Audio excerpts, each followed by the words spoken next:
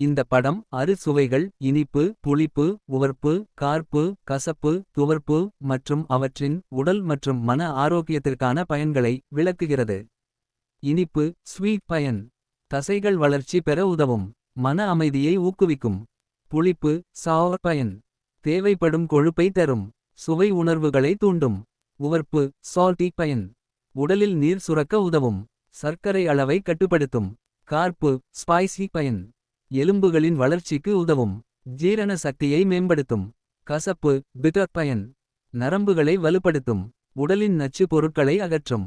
துவர்ப்பு அஸ்ட்ரிஞ்சன்ட் பயன்: இரத்தத்தை சுத்தமாக்கும். உடலின் வெப்பத்தை குறைக்கும்.